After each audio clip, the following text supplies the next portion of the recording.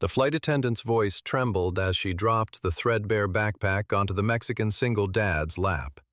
"Sir, I need you to vacate this seat immediately. Ms. Sterling requires the entire row." Miguel didn't move. He simply shielded his sleeping daughter as the billionaire tapped her designer watch. Then, the heavy cockpit door suddenly unlatched. First class on Transglobal Airlines Flight 422 was usually a sanctuary. A pressurized, temperature-controlled vault of privilege moving at 500 miles per hour. It was designed specifically to separate the important people from the noise, the crowds, and the consequences of the ground below. The cabin smelled faintly of ozone, roasted almonds, and expensive leather. Eleanor Sterling paid $40,000 a year for that separation. She was the chief executive officer of Sterling Acquisitions. She bought legacy manufacturing companies, stripped them of their assets, fired the pensioned workers, and sold the remains to overseas conglomerates. She operated in a world of absolute, unquestioned compliance. She did not share armrests. She did not share rows. And she absolutely, under no circumstances, shared breathing room with a Mexican single dad wearing a faded flannel shirt, denim jeans worn thin at the knees, and scuffed work boots that still carried the pale dust of a commercial construction site. The tension in the cabin was absolute. It had a physical weight. 4 other passengers sat in the premium section, an investment banker in 1A, a tech developer in 3C, a real estate broker and her husband in the 4th row. None of them spoke. None of them looked up from their glowing tablets or their complimentary glasses of vintage champagne. Because power makes ordinary people nervous. And Eleanor Sterling radiated the kind of power that could casually dismantle a person's life before the seatbelt sign was even turned off. "I am not going to ask again," Eleanor said. Her voice was not loud. It didn't need to be. It possessed the razor-thin, terrifying edge of a woman who spent her entire adult life terminating executive careers with a single, unhurried phone call. The young flight attendant, a woman named Chloe, who couldn't have been older than 23, looked genuinely terrified. Her hands shook violently as she stood frozen in the narrow aisle. She had read the VIP manifest during the pre-flight briefing. She knew exactly who Eleanor Sterling was. Everyone in corporate aviation knew who Eleanor Sterling was. Her investment firm had just aggressively purchased a 15% voting stake in Transglobal Airlines. "Sir," Chloe whispered, her voice cracking as her eyes pleaded with the Mexican single father. "Please, economy has an open middle seat in row 32, right next to the lavatory. I can help you carry your things. I will personally refund your upgrade fee. Just please." Miguel Alvarez finally looked up. He didn't look at Eleanor. He looked directly at the young, panicked flight attendant. His face was weathered, deeply tanned, lined with the kind of profound structural exhaustion that only comes from years of carrying far too much weight, both physical and emotional, without ever asking anyone for help. "I paid for these seats," Miguel said. His voice was completely calm. Too calm. The kind of calm that simply does not belong in the middle of a confrontation. The kind of absolute stillness that only exists when a man has already survived the absolute worst things the world can offer, making the anger of a wealthy CEO feel entirely irrelevant. "I don't care what you paid," Eleanor snapped, taking half a step closer. The scent of her custom Parisian perfume filled the aisle, harsh, metallic, and overwhelming. This was clearly a ticketing error, a glitch in the algorithm. "You do not belong up here. You are disturbing my flight environment before we have even left the gate." Miguel slowly turned his head. The movement was deliberate, measured. He looked at her perfectly pressed, cream-colored silk suit. He looked at the bespoke diamond tennis bracelet, catching the LED cabin lights on her wrist. He looked at the arrogant, deeply offended anger twisting her sharp features. Then, he looked down at his right arm. His 7-year-old daughter, Sophia, was fast asleep, tucked securely against his side. Her small hands were wrapped tightly around a faded stuffed elephant missing one of its ears. Her breathing was shallow. Her forehead was covered in a light sheen of sweat. She had a lingering fever from a brutal chest infection. That fever was the only reason Miguel was sitting in this section. He had spent his entire emergency savings account, money he had spent 6 months bleeding for, on these 2 first-class tickets. He needed her to be able to lie flat. He needed her to sleep through the cross-country flight to her specialist appointment. He was a Mexican single dad. He worked 60 grueling hours a week fixing heavy hydraulic machinery at the port of Long Beach. His hands were permanently stained with grease. His back ached constantly. He did not care about the complimentary champagne. He did not care about the warm, lemon-scented towels. He cared about his daughter's fever. Nothing else existed.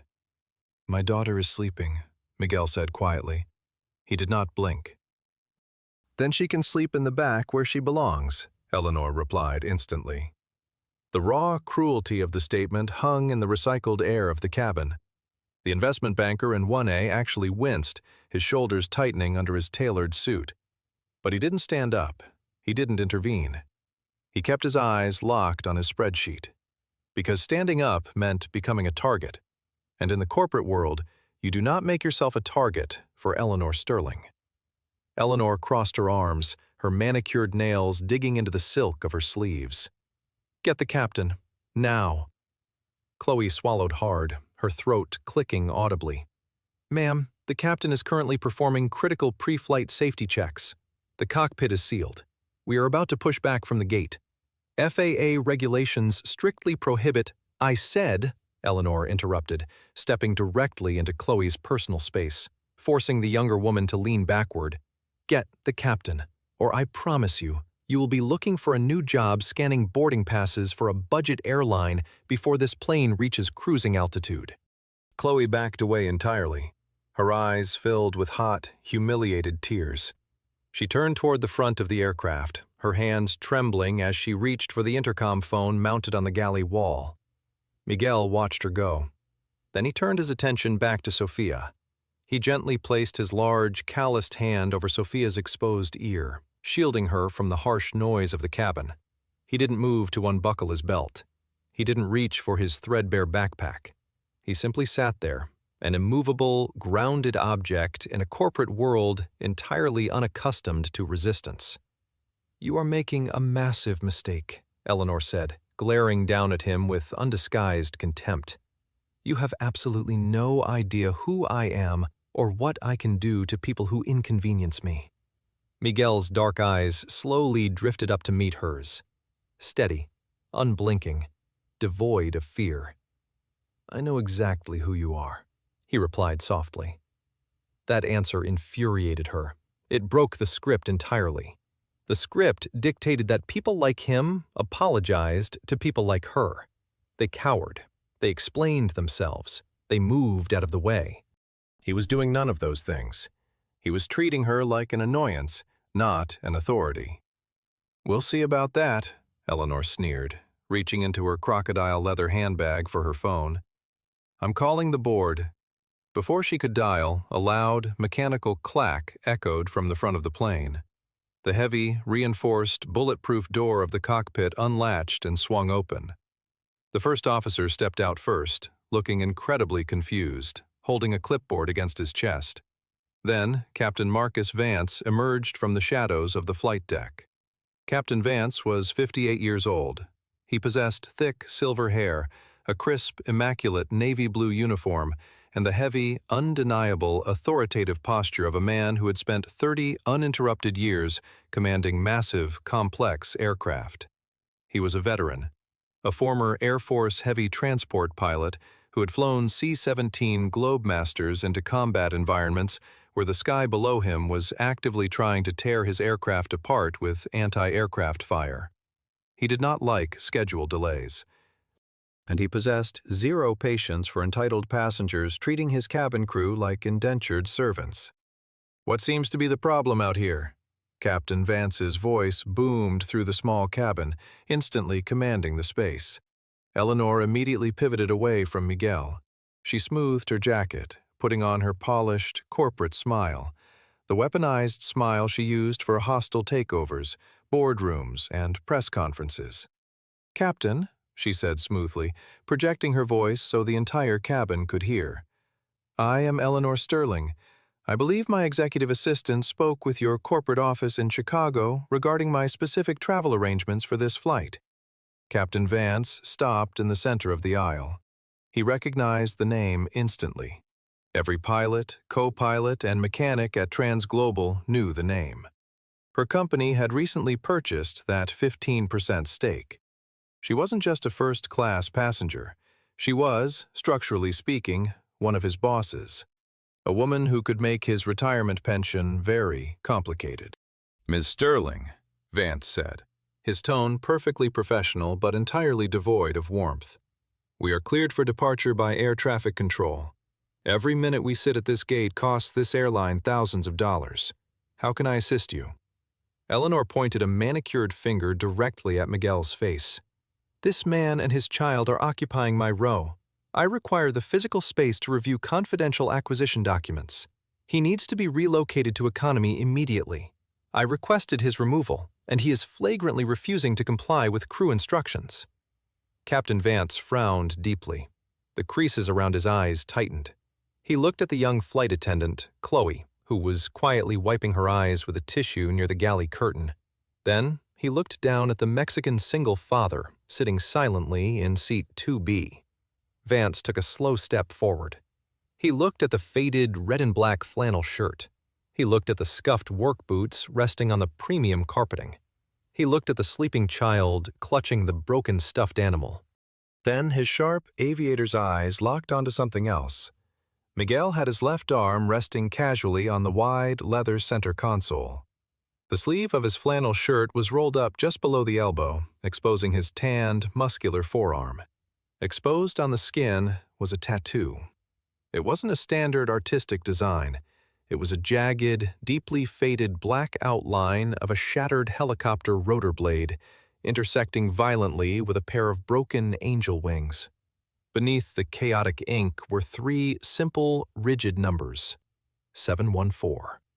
Captain Vance stopped breathing. The silence in the cabin suddenly changed. It wasn't the silence of nervous corporate bystanders anymore. It was the absolute, vacuum-sealed, suffocating silence of a room where the fundamental laws of physics have just been suspended. Captain Vance took another step. Slow, shaky, almost entirely uncoordinated. The color completely drained from his weathered face. His authoritative, military posture collapsed inward. His hands began to tremble at his sides. "Captain?" Eleanor asked, her brow furrowing in irritation as she noticed his distraction. "I asked you a question. I want him removed. Now." Vance didn't hear her. He didn't hear the low, vibrating hum of the jet engines beneath his feet. He didn't hear the radio chatter leaking from the open cockpit. He didn't hear the ambient noise of the busy terminal outside the reinforced glass. He was suddenly 14 years in the past. A burning, jagged mountainside deep in the Korengal Valley, the twisted, smoking, catastrophic wreckage of a downed military transport chopper. Flight 714. His flight. Vance remembered the suffocating, blistering heat. He remembered the smell of burning aviation fuel mixing with the copper scent of blood. He remembered the terrifying, paralyzing certainty that he was going to burn alive, pinned hopelessly beneath the crushed, sparking instrument panel of his own aircraft while enemy fire echoed through the valley.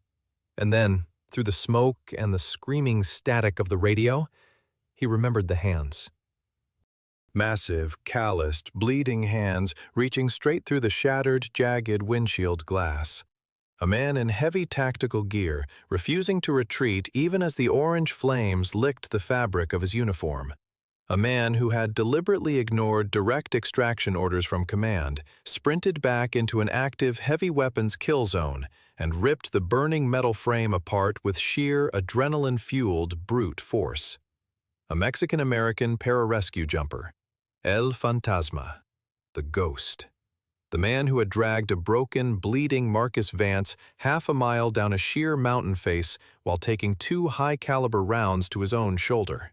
The man Vance had spent a decade desperately trying to find through redacted military files, just to look him in the eye and say thank you.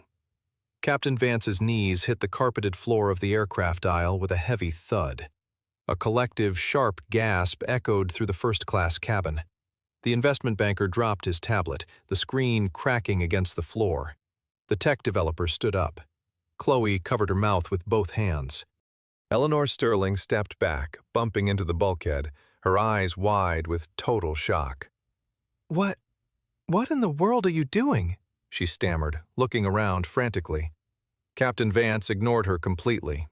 He knelt directly beside row 2, uncaring of his pressed uniform trousers, his eyes locked desperately on the Mexican single dad. Miguel looked at the man in the captain's uniform. For a long, agonizing second, his face remained perfectly stoic, giving nothing away. Then, the rigid lines of his jaw softened. A slow, quiet recognition settled deeply into his dark, tired eyes. "Marcus?" Miguel whispered. The voice was thick, heavy. Tears immediately spilled over Captain Vance's eyelashes. A man who had flown through active combat zones without blinking, a man who commanded million-dollar machines and hundreds of lives, was now openly, freely weeping in the narrow aisle of a commercial airliner. "You're alive," Vance choked out, his voice a fractured whisper. "Command told me. They told me you didn't make it out of the surgical unit in Ramstein. They said you coded." Miguel gave a tiny, almost imperceptible shake of his head. "I made it. Took a while, but I made it. I've looked for you for 10 years, Vance said, his voice cracking violently, reaching out but stopping just short of touching Miguel's arm. "My wife, my kids, they pray for you. Every single night, Miguel. Every single night we say your name." Miguel looked down at Sophia. She shifted slightly in her sleep, burying her face into his flannel shirt. He gently patted her back, soothing her without a word. He looked back at Vance. "I'm just a mechanic now, Marcus. Just a dad. My war is over." "You're a legend," Vance whispered, swiping a shaking hand across his wet face. Eleanor Sterling could no longer process the data her eyes were sending to her brain. Her reality was fundamentally fracturing. This wasn't how corporate power worked. This wasn't how the social hierarchy was structured. Billionaires commanded pilots. Pilots removed peasants. That was the rule of the world she had built. "Excuse me?" Eleanor shouted, her voice shrill, desperate, and cracking with panic. "Get up off the floor this instant. I demand that you remove this man right now, or I swear to God I will call the CEO of this airline and have your commercial wings permanently stripped before we leave the tarmac." Captain Vance stopped crying. The shift in the pilot's demeanor was instantaneous and terrifying. The wet tears remained on his cheeks, but his eyes turned to pure, hardened steel. The air in the cabin seemed to drop 10 degrees. He slowly, deliberately, stood up. He turned to face the billionaire. He didn't look at her like she was an executive boss. He didn't look at her like she was a first-class VIP passenger. He looked at her exactly the way he used to look at hostile insurgents through the glass of his cockpit, like she was an obstacle that needed to be neutralized. "Miss Sterling," Vance said. His voice dropped a full octave, vibrating with an authority that money simply cannot purchase. "Do you have any idea who this man is?" "I do not care who he is," she shrieked, her composure completely shattered. "He is wearing filthy work boots in my premium section." "This man," Vance pointed a rigid, unwavering finger at the Mexican single father, "is Master Sergeant Miguel Alvarez, United States Air Force Pararescue. 14 years ago, he ran headfirst into a burning, explosive fuselage in a hostile valley and pulled my broken body out while taking direct enemy machine gun fire. He gave up his entire military career and nearly his life to ensure I could go home to my children." Vance took a heavy step toward Eleanor, forcing her to press her back flat against the galley wall. "He doesn't just belong in this section. He belongs wherever he damn well pleases on any aircraft I am commanding." Eleanor's face turned a mottled, furious red. Her chest heaved. "I own 15% of this airline. I sit on the voting board. You work for me." Vance reached up to his chest. Slowly, with total, terrifying calm, he unclipped the heavy silver pilot's wings from his uniform jacket. "Then you better learn how to fly a Boeing 737 very quickly, Miss Sterling," Vance said, his voice dropping to a lethal whisper. He dropped the silver wings directly onto her empty first-class seat. They landed with a heavy, final clink. "Because I am not flying this aircraft if he is not on it. And I am definitely, absolutely not flying it with you." The cabin was dead, breathless, silent. Eleanor opened her mouth to scream, to threaten, to fire him. But no words came out. The threat of firing someone only works if the target values the job more than their core principles. In all her years of ruthless corporate acquisitions, she had never once encountered a man who valued his honor more than his paycheck. She had no weapon for this. "Chloe!" Captain Vance called out, never breaking his icy eye contact with the billionaire. "Yes, Captain?" the young flight attendant squeaked, standing taller now. "Call terminal security. Inform them we have an unruly, hostile passenger actively interfering with a flight crew. Have them bring local law enforcement to the jet bridge immediately." Eleanor panicked. True, unfiltered panic. "You cannot do that. You don't have the authority." "I am the captain of this vessel," Vance replied, his voice echoing like thunder. "Under federal aviation law, once those cabin doors are closed, I have absolute, unquestionable legal authority over who remains on this aircraft. You are a threat to the safety, order, and dignity of my cabin." "I will ruin you," she screamed, clutching her bag. "You can try," Vance replied softly, "but you'll have to get in line." 10 minutes later, the flashing red and blue lights of airport police vehicles reflected wildly off the terminal windows. 2 heavily armed, uniformed officers boarded the plane.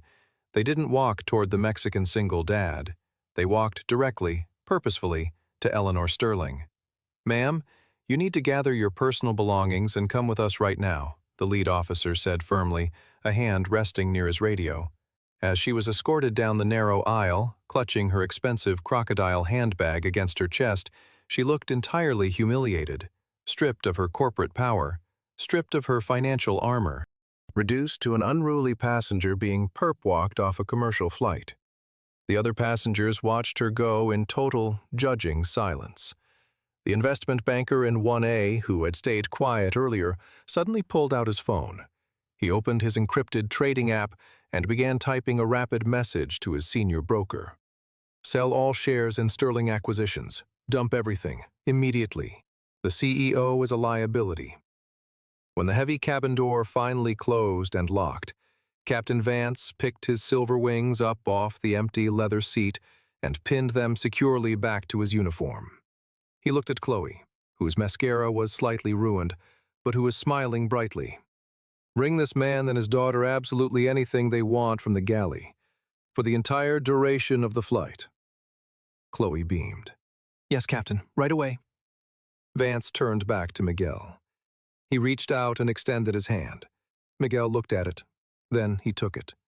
The grip between the two men was crushing, holding 14 years of unspoken gratitude, survival, and brotherhood. "Fly safe, Marcus," Miguel said quietly. "Rest easy, brother," Vance replied, tapping the bulkhead twice. "I've got the stick now." As the massive jet pushed back from the gate, the twin engines roaring to life with a deep, comforting vibration, Sophia finally opened her sleepy, dark eyes. She looked up at her father's face. "Daddy?" she mumbled, rubbing her cheek against his flannel shirt.